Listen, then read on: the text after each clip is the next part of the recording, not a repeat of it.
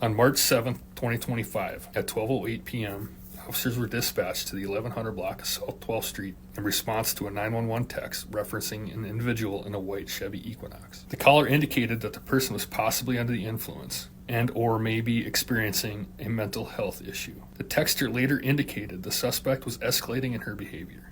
Officer James and Officer Anderson arrived at approximately 12:12 p.m. Officer James spoke with the suspect at her driver's door for over 6 minutes. They engaged in a seemingly normal conversation. During the conversation, Officer James smelled an odor of marijuana and alcohol coming from the vehicle. She was asked to step out of the vehicle so the officer could conduct a proper investigation, and the suspect refused. She started her car, backed up her vehicle, and drove forward at Officer James. He was able to push away from the vehicle to avoid being struck. She then backed up again and quickly accelerated, deliberately turned her vehicle towards officers, ultimately striking Officer James, causing him to be violently launched over the snowbank. Officer James was thrown against the fence with such force that his firearm flew out of his hand and landed on the other side of the fence. At the same time as the suspect was striking Officer James with her vehicle, Officer Anderson engaged the threat, striking the suspect with shots from his duty weapon. The suspect's vehicle came to rest on top of the snowbank, which was just a few feet from where Officer James was laying, defenseless and still directly in the path of the vehicle. Had Officer Anderson not reacted to quickly stop the suspect, Officer James would have been unable to avoid being hit. 299 headquarters. Go ahead. 1140 South 12th Street, Natalie Shelter. There's a white Chevy Equinox at the church beside the Natalie. 911 texter said the occupant is 55 and getting escalated. Again, 1140 South 12th. 10-4. 89 copies. Hi, what's your name, ma'am? Why are you calling? Why? We got called to come check on you. They were concerned. There's nobody concerned. There was. We got a phone call. For What's going on today? who did you get a call from? Okay. I don't know. It was an anonymous caller saying there was a white. I know, trooper that's sitting what here. they keep doing that. You know when they did that in Nebraska with my children? They keep calling in false reports. Okay. Nothing. I don't think that it's okay for people.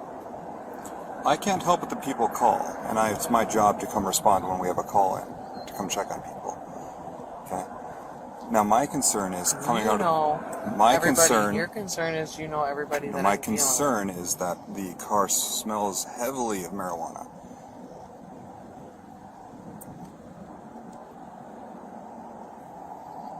When's the last time you smoked any marijuana in here? Other people have smoked marijuana in here, and I don't want to get into that because then they're calling you on me. Other people have. You don't smoke any marijuana. I have medical marijuana. I had my card. Do you have a medical marijuana card? I had one. Do you have one current? No. Okay. Officer Anderson met with the witness, and he explained his concern for the suspect and reason for contacting 911.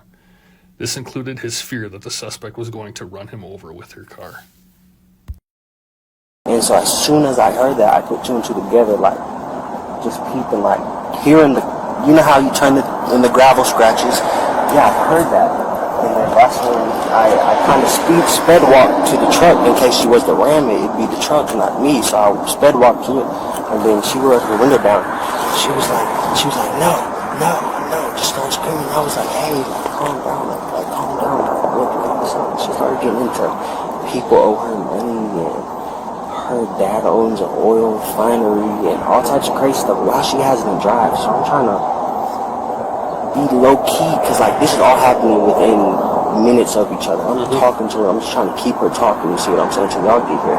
So I didn't know if I should step away and call her, but if I stepped away, I would either get in the front or the back of the vehicle. I didn't know what to do.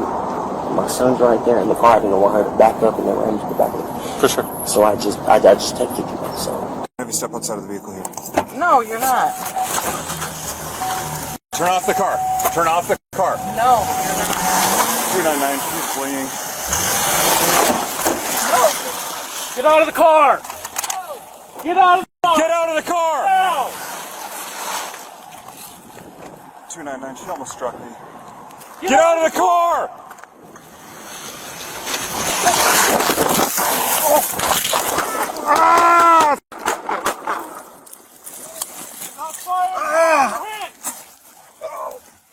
Show your hands!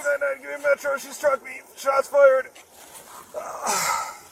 Show your hands! I went back to the Turn off the car. Turn off the car.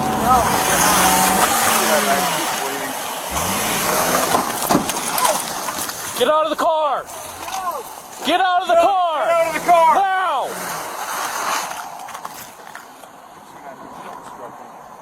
Get out of the car!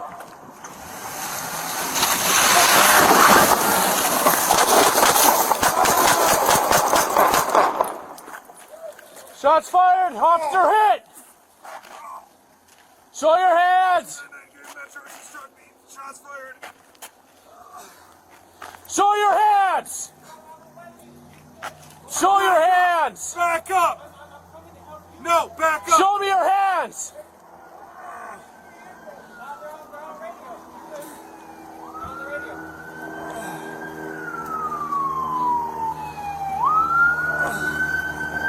Fuck, I can't move. We got help coming, James. Stay there.